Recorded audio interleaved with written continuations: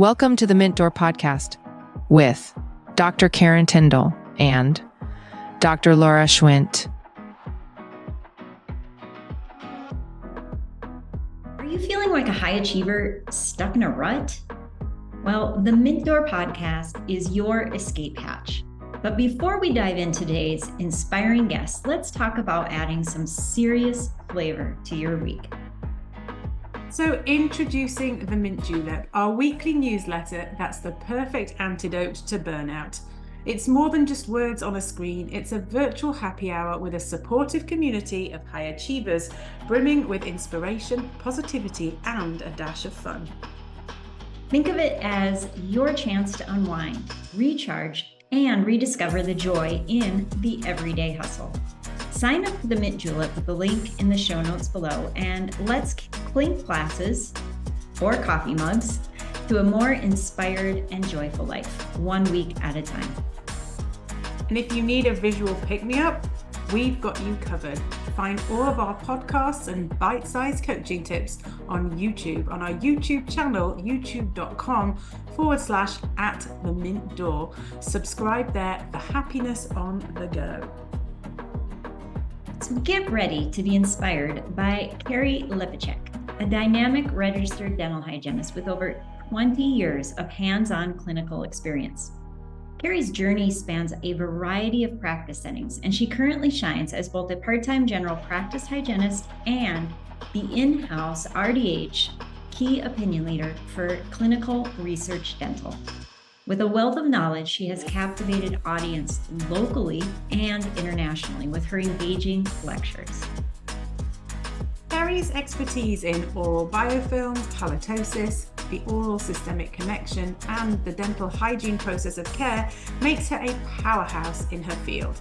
Her passion for educating both patients and dental professionals on health and wellness is truly transformative. As the editor for the Hygiene Corner with Women in Dentistry, a member of the advisory board for the AAOSH, and a cast member on the RDH View, Kerry's influence is far-reaching.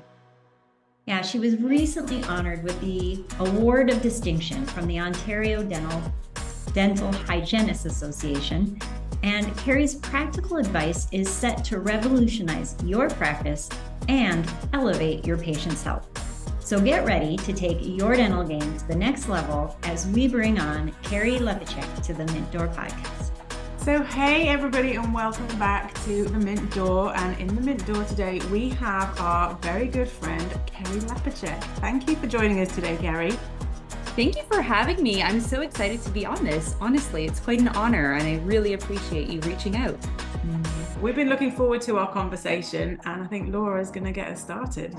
Yeah, we've had the honor of hearing you speak a few times, and your enthusiasm and passion for dentistry and patients' health is just contagious. So Karen and I have been looking forward to this for a long time.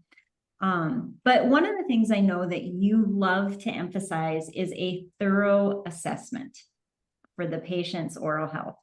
And I'd love to know how maybe you can share some specific ways how hygienists can leverage this, not just for improved treatment plans, improved patient care, but for fulfillment in their career as well. Oh, this is like my favorite thing. It really is what makes me get excited. And when you sit in my lectures, you're right, I'm slightly animated. So hopefully you can hear the animation through your earphones. But what I love about the assessment is really getting that data, because it helps guide me to know whether I'm making good decisions or recommendations for patients. So if you don't record bleeding on probing and they come back and are in the same situation, how do you know if they're any better? How do you know what's going on? So bleeding on probing to me has been gold standard for a lot of times. And when I get to work with different dental offices, I find that it's often not there for many different reasons. But what I find about that information is how you communicate it to the patient really gets them excited. And then when they get excited about bleeding points, they're like, wait a minute, that's not good. We need to do something different. They ask for help. And that in itself gets me excited because I'm like, oh, wait a minute. They need oral hygiene instruction. They need a laser. They need a different interproximal cleaning. They need a different solution. Maybe they need to come back for another appointment. Maybe they need to see a referral. But from getting the right assessment data and taking the time to do it, I also don't feel as rushed in my appointment, because so many of us feel like we're just spinning our wheels. We're on that hamster wheel. We're trying to run through that patient. And the truth of it is, if you breathe and look at your assessment data, even your health history, it may give you some clues to know why or how come that patient's not responding properly. Maybe there's carry risk or perio risk or sleep risk on that health history that can change your conversation and give that little bit of excitement to the patient for them to ask for support. You know, that's golden, because if they're asking for it, that's half your job right there. Then you can really get into like the fun part of it. Absolutely. I feel like the more that you can engage with them, and I tend to be very simple in my conversations. I love to use word pictures, analogies, because it makes sense to them. And not everyone's going to be open to hearing it the first time, but keep trying a different message, keep trying a different thing. Disclosing is a great example. I've been in hygiene over 20 years, and I know back in hygiene school, it was like I had PTSD from doing disclosing in school. That was like, did I do a good job? Now I use it like, hey guys, like, can I show you an easy way to help you get healthy? And they say, yeah, show me an easy way. Well, let me put on this solution. Let me show you some easy tools that we can use to help get you healthy, so it'll be more comfortable when you come in. You might not even need to see us as often. Once we get you healthy and stable, it's going to save you time and money. Let's do this. And they say, sure, let's do it. I don't say, can I disclose you? Because then no one's going to say yes. But if I say, hey, this is the benefit of it, then from there, once they see that biofilm, let me tell you, they are going to do everything they can to figure out a way to make it better. And you're going to start that journey to health that your patients and your practice can be like mine, where honestly, 75% of my patients are healthy, and the 25% either are new patients or choose not to buy into the program yet. And that's okay. It's good for us. But you can make differences from really focusing on your assessment and taking the time to do it. In my eyes, as a hygienist and really as a doctor's, this is a missing link, and we need to stop and make sure we have that data so we can really do what's right for our patients. And you're going to find how exciting it can be to practice this way. You know, again, yes, we can hear your enthusiasm. So this is awesome. But I'm curious, because you are so enthusiastic about this thorough assessment. Was there an aha moment for you? Like, was there a time when Kerry did not do a thorough assessment and was burned out and wasn't enjoying hygiene? Was there an aha moment where this switched for you? Yes, it was. So for me, I had been out of hygiene probably 6 years. My dad's a dentist. I worked in his practice. I work in Canada, in Toronto, and we had 2 full-time restorative hygienists, 3 full-time hygienists, and myself. So it was a very large, busy practice. And we had been to so many different perio programs, and thought we were doing a pretty good job. Then a lady came in by the name of Ann Bosey and started to talk to us about halitosis treatment and halitosis assessment. And what she talked about was implementing pH assessment, implementing microbiology, implementing disclosing, the need to go back to some of the basic stuff I'd learned in hygiene school that I had just left behind, because we didn't do that in the real world. That was school, and now I'm in practice, and this is what it is. And from helping patients with halitosis, from looking at them differently, from looking at their pH, the amount of saliva they had, from just using litmus paper back then, from disclosing, from looking at the bleeding on probing, figuring out how we can get that 10 bleeding points to 0 to help these patients, that is what really sort of started my conversation. And really what I learned in that was what worked for halitosis was just what I needed for my perio program. So I helped take what Orovital was as a halitosis treatment and bring it into the perio side, which was my bread and butter of what I did day in and day out. And so that sort of was my aha moment, like, oh my gosh, well, I learned about this in school. Why am I not continuing to do it? And I found the patients were thanking me for it. And so many years ago, I stood up on the stage and was like, hey guys, this is what we need to do. And people thought I was like crazy, like that can't work in my practice. But now we know, right? We know about GBT, we know about airflow, we know about all that stuff. This is mainstream. This is really what we need to do. And that was my aha moment, really kind of fairly early on in my career.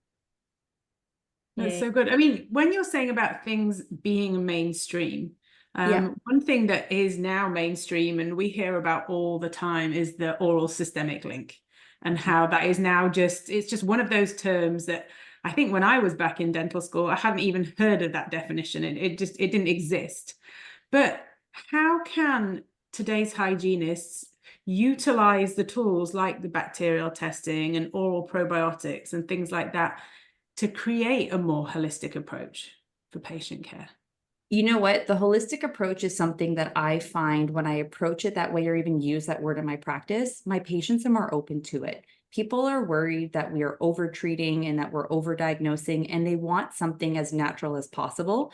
So when you start looking at salivary diagnostics, I think sometimes the COVID testing that we had to do, because people understood that if you had a risk, you would test in some ways. And so since then, my patients, when I say, hey, I see that there's inflammation, I see that there's disease, I'd like to take a test to evaluate your risk and the bacterial load and look at it as to how your body responds to it. And then we can come up with a better treatment plan. My patients are more open to that.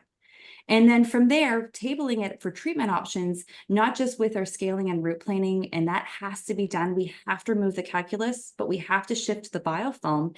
And by repopulation, it's a really great opportunity to do this by having them utilize things like probiotics and oral probiotic lozenges. Many of our patients don't realize that probiotics, they think that they take it for their gut and that's the same for their mouth, but there's different options out there. And I love the L-Reuteri by Prodentis by BioGaia, because it has a dual strain L-Reuteri that helps with reduction of inflammation, and it helps with adhesion. So it really helps you at the beginning formation of biofilm. It helps to repopulate. And this is really where I bring it all together.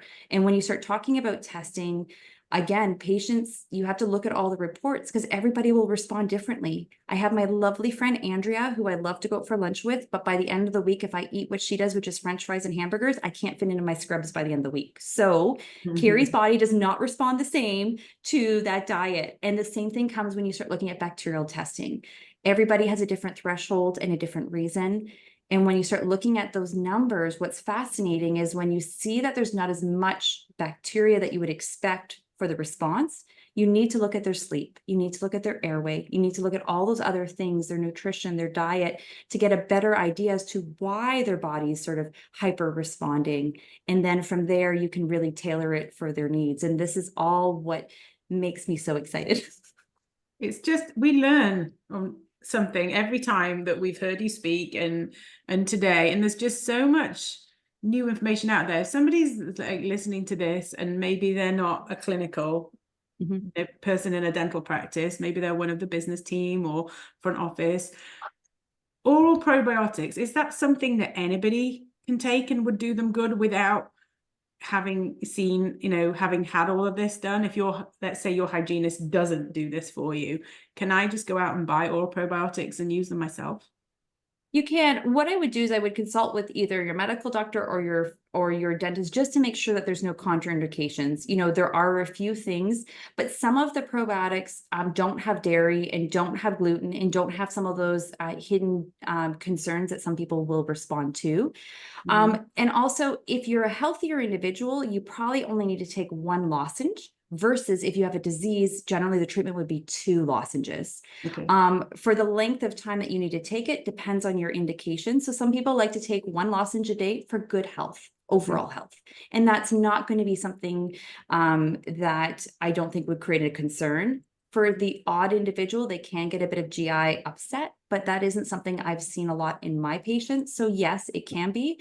But if you have a unique health history, if you have a family history of something that maybe you haven't been diagnosed with yet, hopefully you don't, but we know how that kind of runs. I would just speak to your care providers just to make sure that there are no contraindications that way. But it is something, probiotics can be purchased on Amazon, through dental offices, through different dental suppliers, depending on the kinds that you like. Yes. It's so fun that you can really get some detailed information about each individual patient. And I think that this is a trend that we're going to continue to see evolve in healthcare, is more individualized care based on what's going on with you. I absolutely adore your analogy that you used with going out to lunch with your friend for French fries. And you are like a expert at these analogies. Do you have any other favorite analogies that you'd like to share with us that maybe could inspire other people who are trying to convey a message to their patients or their loved ones? So one of the ones that comes to mind is my sliver analogy. So I tell patients, listen, if you have a sliver in your hand and I just washed it and kept treating around it, you would still have a sliver, you'd still have a concern. If I take the sliver out, then the skin in your finger can heal. With what you're asking me to do with your dental therapy, I still have slivers there and I'm doing the best I can, but there's still inflammation. The other one I love from a hygiene perspective, when patients come in, because we all have these patients that say, I just want a cleaning. I just came in for the basic cleaning. I say, no problem. It's like a car wash. You can have a touchless car wash. You can have a car wash where the rolls hit the car and clean it, or you can have a detail. And what I see based on all that we know is that I need to spend some time detailing your mouth. But if all you want is a touchless car wash, I can try to do that for you today, no problem. But just know that there's a difference. And my husband is the best person. He loves to get my car washed. And secretly, every time, I always hope he gets me detailed. And usually where we live up in the country, it's only a touchless car wash option. So, secretly, I'm like, come on, I'm going to get that proper car wash. But I think that the car wash analogy and the sliver are two very simple ways that my patients are like, oh, there's a difference. They think that when you go to get your teeth cleaned, it's like getting your hair cut. You can just lop off 6 inches and it's the same. No, you can't go down 6 millimeters as easily as you can 1 millimeter. And so this is sort of how those are probably my two favorite analogies. Yes.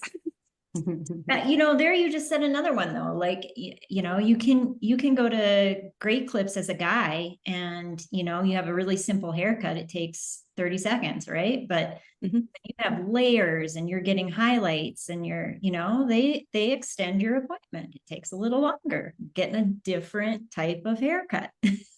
Yep. And I find that this is what I say to patients all the time is I talk in these sorts of conversations because they understand, they don't feel threatened. I break down that oral systemic component and, I'll say to them, hey, on your family history, did you realize that having high blood pressure can put your heart at risk? And there's a connection between the bacteria in your mouth and your heart. And what I want to do is help reduce your risk. Let's screen your blood pressure today. Let's see what you're going on. Let's get your mouth as healthy as we can. And I've had many patients that have had diabetes that have not been well controlled, that through periotherapy, through working with their family doctors and their nurse practitioners, we've been able together collectively to lower that HbA1c. And so this is the reason, the driving force behind me, because I have these patients and I know you do as well. And it's just a matter of putting yourself out there, getting comfortable, even with one direction, focus on one spot. Maybe it's diabetes, maybe it's cardiovascular disease. Maybe we know with implants, why do implants fail? It's occlusion, it's biofilm. So focusing in one area, getting comfortable with that and telling them about the risks that are involved and highlight how easy it is that you can help them reduce that risk. And I think that that's really it. We have to use the word. I always say it's easy for us. What we do is not easy, but I make it seem easy for them so then they don't seem overwhelmed by what it is that we need to do. Mm-hmm. Yeah, the That perception. is why you are a master. It's cool. I have found myself, even after the last time that we spoke with you, and I can think of the time I was sat at the traffic lights waiting, and I was thinking about something that you said when we last saw you at Women in Dentistry in Toronto in your talk there, and I was just like, oh, do you know what? I wish Kerry was my hygienist. Because I'm like, you do so much and you know so much, and I just, it's impactful what you're sharing. It's making a difference, I think, not only to your patients, but to the people that hear you talk as well, and people learning new things. And I don't even practice clinically anymore, but your words are still resounding with me when I'm at the traffic light and my brain's going in all directions. So it makes a difference. Well, thank you. That's really why I do what I do. It's interesting because I'll say to my patients too, or to the clinical people, remember, we're lucky if we have patients for 4 hours a year. And it's what I do in my 4 hours that impacts their 8,670 hours. So when I'm sitting in a room with hygienists and I get them for 1 hour, I'm now trying to impact their whole life. And my goal as an educator, as you guys are, we're trying to make change, be change agents, be that opportunity, that reason to make change. And it's hard in our days because we get stuck in a rut. You know, we've got all sorts of things going on outside of clinic, and we've got to be there, we've got to be present. But I find that the best thing I can do is attend education, listen to podcasts, always trying to learn and read and find a direction. Everybody has a niche opportunity and a niche thing that excites them. Start there and share that message, and you're going to be so excited to see how it impacts your team that you work with and the excitement. And I think if you're doing something different in hygiene or in dentistry or the front desk, the whole team needs to know this because they need to understand this information to support you as well. Yeah, such good advice and also inspiration. And I'm sure that, you know, this is a ripple effect because, you know, you treat your patients in your practice and you change their lives. But when you speak and when you go in and visit people clinically, that just exponentially increases. And not only that, but their fulfillment in what they do. Because obviously, at the end of the day, I do think all of us got in to make a difference in other people's lives. And so when you see that, when you have that tangible evidence that it's really, truly happening, it's like a game changer. Mm-hmm.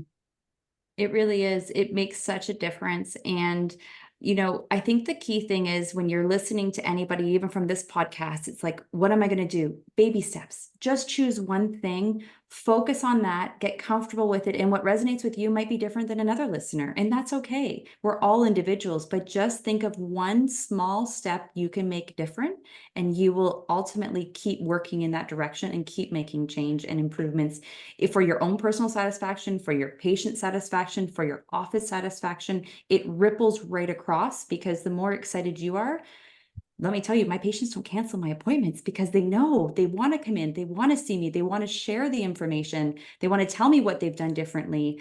And it's really awesome. It really is. That's so cool. I have a question that's completely off topic because, and what made me think this is the fact that you obviously enjoy this so much. You have a big smile on your face, and if people are listening to it, Kerry has a big smile on her face as you share. What do you do for fun when you're not being a hygienist? What brings you the most joy? So that is a good question. So I am a mom of 2 boys. I have 2 awesome puppies and a very, very supporting husband.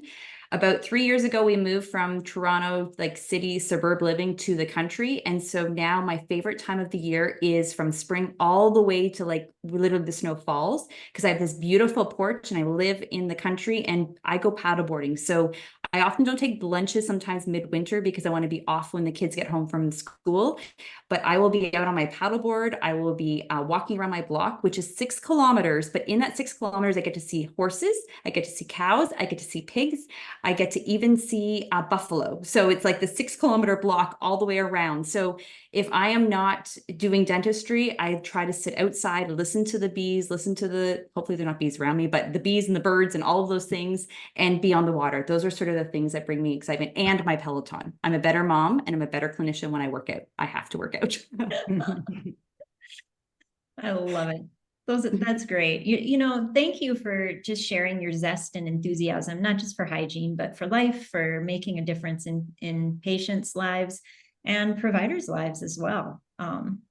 And I would say, if you get a chance to hear Kerry speak in any way, shape, or form, whether it be online, in person, I would grab that chance 100%, because you will walk away with pearls and as a better person. So thank you so much. That is so kind, honestly. I really appreciate the time that you guys have taken, and all the listeners that have joined.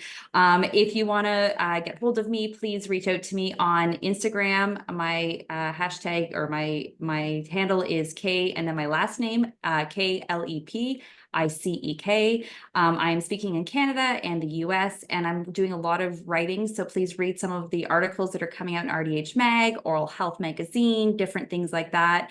If you want to know more about salivary diagnostics, I encourage you to kind of reach out to the salivary diagnostic companies. I have worked alongside Vital for many years, and I recently just have said goodbye to them. I'm starting a new venture, but I love salivary diagnostics. And when it comes to it, I challenge you to look at the pathogen load that they're checking, the types of bacteria they're looking at, and the sampling technique. So there are lots of different options, which is great. It is becoming more mainstream that way. And you will hear from me a little bit more for our Canadian listeners from clinical research. I'm going to be working with them, helping them with their hygiene line, helping them with everything. So you'll hear from me a lot. As you know, I'm excited about bacteria and reducing it. So lasers and interproximal cleaning with Tepe. We've got Tepe here in Canada now. I'm so excited. We've been waiting. Everything for you guys in the US starts there, and then we just wait patiently for it to cross the border, and then we can discuss it. So, lots of cool things. So definitely, reach out. I would love to know if you listen to me on the podcast, come up and say hi. There's nothing better than kind of connecting with you guys in person when we see you.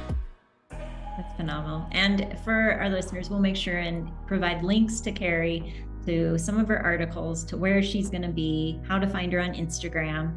So those will be in the show notes below. Just check them out and follow her. Her Instagram is a wealth of knowledge, fun, and excitement. So I would say if you want a good Instagram to follow, Kerry's would be one for sure.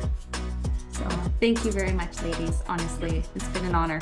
You're welcome. Thanks for being with us on The Mint Door. We adore you, and we hope that our listeners found some encouragement from our conversation today.